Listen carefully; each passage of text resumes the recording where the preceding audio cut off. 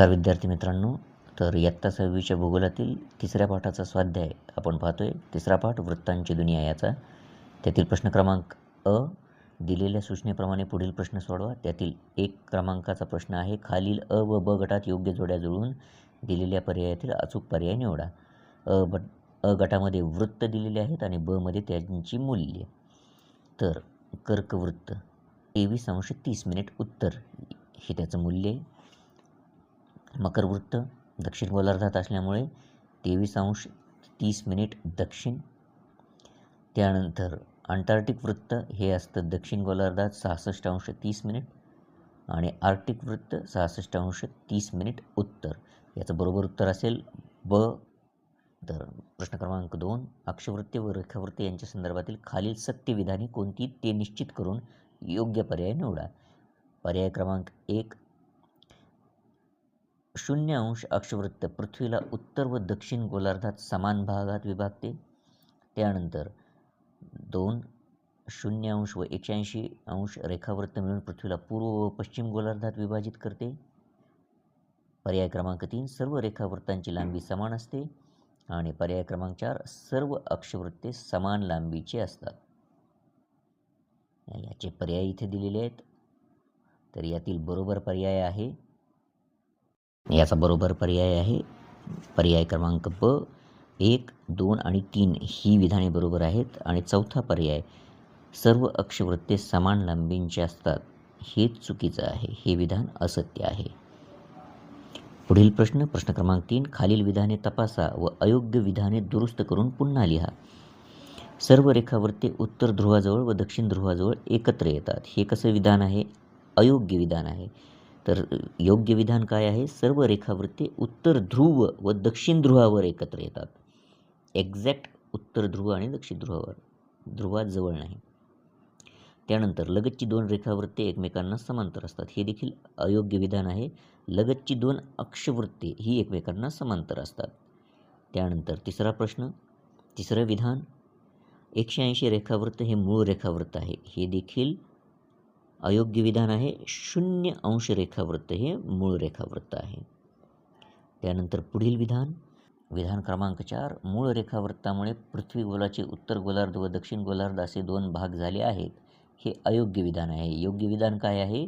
तर विषुववृत्तामुळे पृथ्वी गोलाचे उत्तर गोलार्ध व दक्षिण गोलार्ध असे 2 भाग झाले आहेत. आणि 5वं विधान, विषुववृत्तास बृहद वृत्त असेही म्हणतात. हे योग्य विधान आहे. त्यानंतर प्रश्न क्रमांक, पृथ्वी गोलाच्या आधारे वेगळा घटक ओळखा. तर त्यांनी काय दिलेले आहे? कर्कवृत्त, मकरवृत्त, विषुववृत्त व मूळ रेखावृत्त. तर यातला वेगळा घटक कोणता आहे? तर मूळ रेखावृत्त. कारण इतर सर्व हे अक्षांश आहेत आणि हा मूळ रेखावृत्त हा रेखांश आहे. त्यानंतर 90° पूर्व, 90° पश्चिम, 5° पूर्व आणि 90° उत्तर. तर यातला वेगळा घटक कोणता आहे? 90° उत्तर हा आहे अक्षांश आणि इतर हे 3ही रेखांश आहेत. त्यानंतर ब्राझील, भारत, जपान व चीन. तर यातला वेगळा घटक कोणता आहे? ब्राझील हा आहे पश्चिम गोलार्धात आणि भारत, जपान आणि चीन हे पूर्व गोलार्धात आहेत. त्यानंतर मॉस्को, दिल्ली, सिडनी आणि टोकियो. यातील वेगळा घटक आहे सिडनी हा आहे दक्षिण गोलार्धात. बाकी 3ही शहरं आहेत उत्तर गोलार्धात.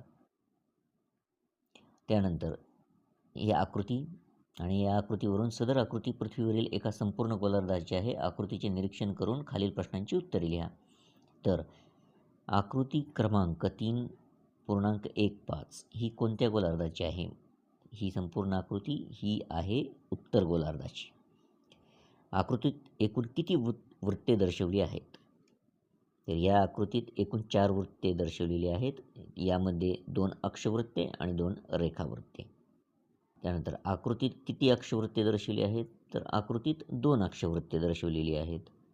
त्यानंतर आकृतीत किती रेखावृत्ते दर्शवली आहेत? तर आकृतीत 2 रेखावृत्ते दर्शवली आहेत. 5वा प्रश्न, आकृतीत कोणत्या वृत्तांची नावे निश्चितपणे सांगता येतील? तर आकृतीत विषुववृत्त म्हणजे 0° अक्षवृत्त आणि 60° उत्तर अक्षवृत्त ही 2 नावे निश्चितपणे सांगता येतील. त्यानंतर प्रश्न क्रमांक ई, अक्षवृत्ते व रेखावृत्ते यातील फरक आकृतीसह स्पष्ट करा. तर अशा प्रकारे फरक लिहायचा आहे तुम्हाला. अक्षवृत्ते अशी काढायची आहेत आणि रेखावृत्ते अशी उभी. तर पहा, अक्षवृत्ते ही पूर्व पश्चिम दिशेला असतात, पूर्व पश्चिम अशी. तर रेखावृत्ते उत्तर आणि दक्षिण अशी काढलेली. सर्व अक्षवृत्ते पूर्ण वर्तुळाकार असतात. आता इथे इथे सरळ रेष जरी दिसलेली असली तरी ही पूर्ण वर्तुळाकार असतात. आणि ही जी रेखावृत्ते आहेत ही अर्धवर्तुळाकार आहेत. पहा, या गोलार्धामध्ये एवढीच, या गोलार्धामध्ये एवढीच. त्यानंतर अक्षवृत्ते एकमेकांना समांतर असतात. ही अक्षवृत्ते जी आहेत ही सर्व एकमेकांना समांतर आहेत. पहा, आणि रेखावृत्ते दोन्ही ध्रुवांवर एकत्र येतात. हे आता इथे आकृतीमध्ये तुम्हाला दिसत नसेल, परंतु इथे या ध्रुवाच्या या बिंदूला सर्व रेखावृत्ते एकत्र येतात आणि इकडे उत्तर ध्रुवाच्या या बिंदूला, उत्तर ध्रुवावर ही सर्व रेखावृत्ते एकत्र येतात. त्यानंतर ध्रुवांकडे जाताना अक्षवृत्तांची लांबी कमी कमी होत जाते. तर सर्व रेखावृत्तांची लांबी समानच असते ध्रुवांकडे जाताना. आता हे पहा, हे विषुववृत्त, विषुववृत्तापासून इकडे ध्रुवाकडे जाताना यांची लांबी ही कमी कमी होत जाते. त्यानंतर अक्षवृत्तांद्वारे अक्षांश दर्शवले जातात, तर रेखावृत्तांद्वारे रेखांश दर्शवले जातात.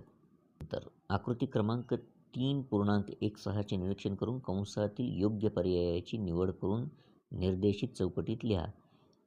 तर त्यांनी पर्याय काय दिलेले आहेत? विषुववृत्त, आर्क्टिक वृत्त, कर्कवृत्त, मूळ रेखावृत्त, मकर वृत्त व अंटार्क्टिक वृत्त. तर आकृती कोणती आहे पाहूया आपण.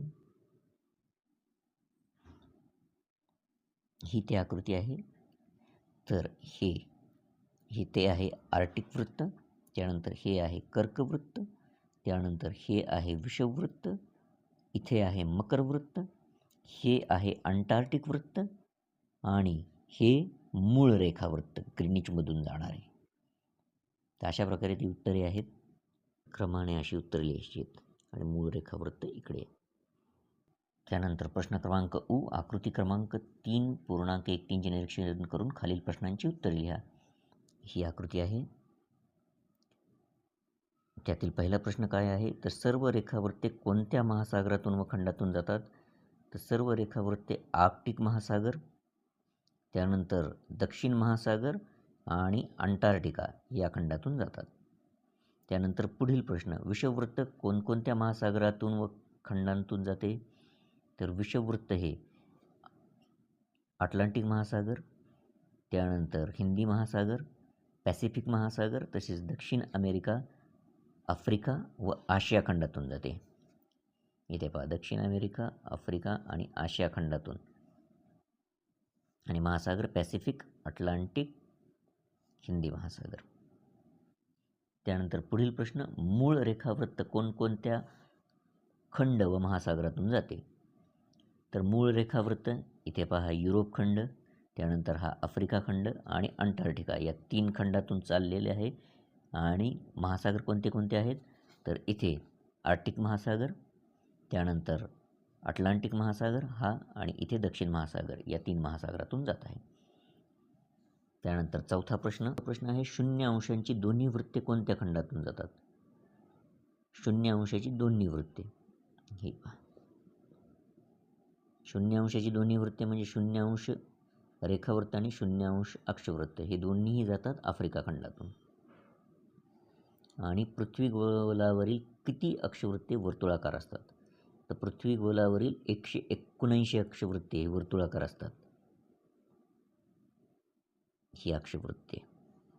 तर तुम्हाला मी एक्सप्लेन केलेलं आहे. ही अशी त्याची उत्तरे आहेत. प्रश्न क्रमांक 1, 2, 3, 4 आणि 5. तर विद्यार्थी मित्रांनो, व्हिडिओ आवडला असल्यास व्हिडिओला लाईक नक्की करा. तुमच्या मित्रांपर्यंत आणि इतर नातेवाईकांपर्यंत हा व्हिडिओ जरूर पोहोचवा आणि चॅनलला सबस्क्राईब करायला सांगा. धन्यवाद.